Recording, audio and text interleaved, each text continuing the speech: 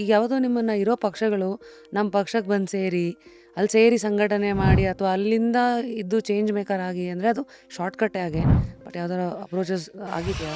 ಮುಂಚೆ ನನಗೊಂದು ಸ್ವಲ್ಪ ಜನ ಹೇಳಿರ್ಬೋದು ಭಾಳ ವರ್ಷದ ಹಿಂದೆ. ಬಟ್ ಏನಾಗುತ್ತೆ ಅಂದರೆ ನಮ್ಮ ವಿಚಾರಗಳು ಕೇಳಿಸ್ಕೊಂಡ್ಮೇಲೆ ರಶ್ಮಿ ಅವರೇ, ಯಾರು ಈ ಪಕ್ಷಗಳಲ್ಲಿರೋರು ಯಾರು ಕೂಡ ನಮ್ಮನ್ನು ಅವ್ರ ಜೊತೆ ಸೇರಿಸ್ಕೊಳ್ಳೋಲ್ಲ. ನಿಜ ಹೇಳಬೇಕು ಅಂದರೆ ನಮ್ಮಿಂದ ಅವ್ರು ದೂರ ಇರ್ತಾರೆ. Because these are not parties of ಪರಿವರ್ತನೆ, especially not the Congress JDS.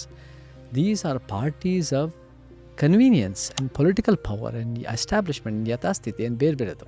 And BJPನೂ ಕೂಡ ನನ್ನ ಐಡಿಯಾಲಜಿ ಎಲ್ಲ ಕೇಳಿಸ್ಕೊಂಡಾಗ ಅವರು ಕೂಡ ನಮ್ಮನ್ನು ಒಪ್ಪಲ್ಲ. ಅವರು ಒಂದು ರೀತಿ ಪರಿವರ್ತನೆ ಮಾಡೋಕ್ಕೆ ಪ್ರಯತ್ನ ಪಟ್ಟಿರ್ಬೋದು ಅವರ ಸಿದ್ಧಾಂತದ ಮುಖಾಂತರ, ಬಟ್ ಅದು ಅವೈಜ್ಞಾನಿಕ ಮತ್ತು ಅದು ಕೂಡ ಅದು ಒಂದು ಇತಿಹಾಸದಲ್ಲಿ intellectually it doesn't hold wait.